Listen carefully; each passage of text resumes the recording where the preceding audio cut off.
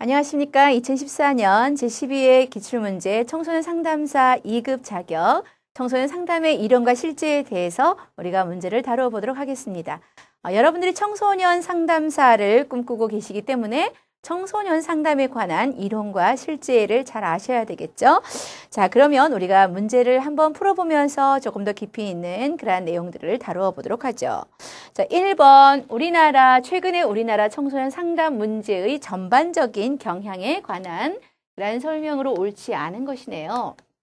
자, 전반적인 경향이다라고 하는 것은 보편적이다라고 보시면 되겠죠. 여러분들이 많은 문제들, 그 청소년과 관련된 많은 상담의 문제들이 있지만 우리가 모든 것을 다 다룰 수는 없고요. 또 그중에 특출한 것을 묻는 것이 아니라 전반적으로 보편적으로 봤을 때 어떤 것이 옳지 않은가라는 것이죠.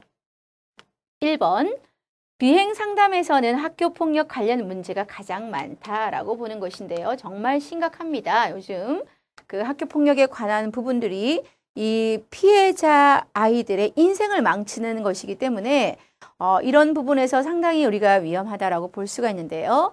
학교폭력이 그럼 왜 일어나는가라는 이런 부분이 있는 거죠. 그죠? 이 가해자들은 어떤 요인에 의해서 학교폭력이 일어나는가라는 것을 봤을 때 한 가지 요인에 의해서 원인에 의해서 우리가 학교폭력이 일어난다라고 볼 수는 없고요.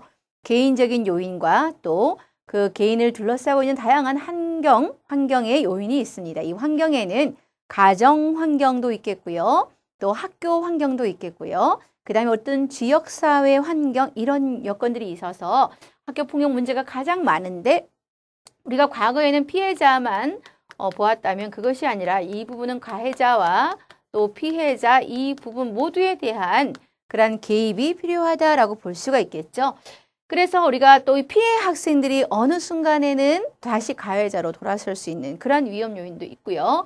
그 다음 심각한 피해자 같은 경우는 정신적인 그런 문제로 인해서 평생 동안 대인관계에 어려움을 겪는 그런 사례들이 종종 발생하고 있기 때문에 비행 상담에서는 특히 학교폭력 관련 문제가 많죠. 그래서 정부 차원에서도 이러한 문제를 해결하기 위해서 어떤 법적인 부분이나 그다음 다른 여러 가지 프로그램이나 이러한 대처 방안들을 세우고 있지만 이것이 점점 줄어들지는 않고 있다라는 부분에서 우리는 앞으로 여러분들 청소년을 상담할 그런 상담사로서 깊이 있게 고민을 해봐야 된다라고 볼 수가 있습니다. 진로 상담에서는 진로 굉장히 고민이 많죠. 진로 정보 탐색에 관한 그런 요구가 사실은 큰 편입니다. 맞습니다. 아이들이 이 청소년기를 거치면서 중학교, 고등학교 과정을 거치면서 자신의 진로에 대해서 어떻게 정보를 탐색할 것인가가 중요한데요. 그래서 최근에는 중학교를 졸업하면서 아이들이 과거와 달리 독립적인 성향이 강한 아이들은 자신의 적성, 자신의 진로에 대한 다양한 탐색을 거쳐서 특성화 고등학교로 가서 자기의 어떤 재능이나 자신의 끼나 자신의 특성을 살려서 더 나은 미래를 꿈꾸는 학생들도 있고요. 또 이제 대학을 선택함에 있어서 자신의 진로와 관련된 그런 부분의 많은 정보들을 탐색하는 것이 굉장히 이 요구가 큰 편이다라는 것 우리가 맞는 지문으로 볼 수가 있겠죠. 그 다음에 세 번째는 인터넷 중독이죠. 이거는 정말 점점 더 심각해지고요. 그 다음에 인터넷 중독과 더불어 컴퓨터 사용과 관련된 문제죠. 여러 가지 게임 중독이라든지 그 다음에 인터넷 중독과 더불어 요즘은 최근에 스마트폰 사용이 증가되면서 이 스마트폰 중독에 관한 부분도 우리가 고려해야 합니다. 그러한 컴퓨터 사용, 어떤 정보통신기기가 발달하면서 이러한 인터넷 중독 등 이 청소년들을 보호하는 그 시간대에 셧다운제를 하고 있음에도 불구하고 또 미성년자가 접근하는 것을 차단하는 이러한 것을 함에도 불구하고 더 많은 아이들이 이러한 중독에 컴퓨터 사용과 인터넷 중독, 스마트폰 중독에 노출이 되고 있다. 증가하고 있다라는 것이 최근에 우리나라의 청소년 상담과 관련된 전반적인 그런 경향이다라고 볼 수가 있죠. 또래 관계는 대인관계 문제에서 가장 큰 비중을 차지하는 문제다. 그렇죠. 이 또래 관계가 청소년기에는 부모보다 또래를 더 많이 믿고 따르고 그 또래가 자신의 모든 것이죠. 어떤 의미에서 보면 또래가 원한다면 잘못까지 그것이 나쁜 것인 줄 알면서도 문제 행동까지 하게 되는 왜냐하면 또래들로부터 본인이 무시당하지 않기 위해서, 또래들로부터 인정받기 위해서 그런 행동들을 한다라고 볼 수가 있죠. 그래서 이 청소년기에는 대인관계의 무지에서 가장 큰 비중을 차지하는 것이 바로 이 또래 관계다라고 하는 거죠.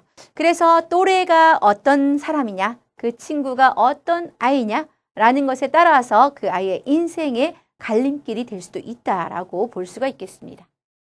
그 다음 전체 상담에서 가장 큰 비중을 차지하는 것, 그것이 성격이나 외모에 관한 고민은 아니죠.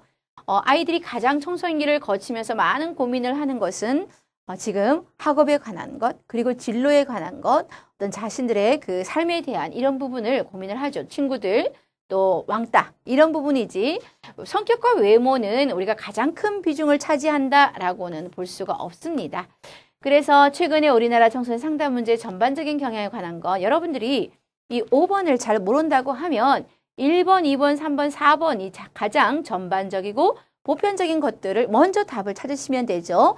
그래서 항상 국가자격시험, 특히 오지선다형으로 출제되는 그런 시험에서는 여러분들이 하나씩 정답을 찾아 나가되 가장 알쏭달쏭한 것이 2개 남았을 때는 여러분들 가장 봐서 이 질문과 거리가 먼 것을 찾으시면 되는 것입니다.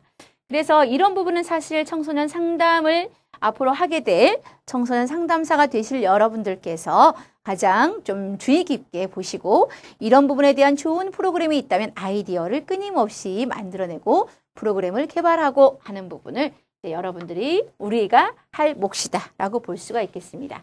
1번 문제를 풀어보았고요. 2번 문제는 우리가 청소년 내담자의 일반적인 특성으로 옳지 않은 것입니다. 네. 청소년 내담자만 갖고 있는 그런 특성이 있겠죠? 자, 청소년 내담자들은 첫째, 성인에 비해서 상담에 관한 동기가 여러분들 높을까요? 낮을까요?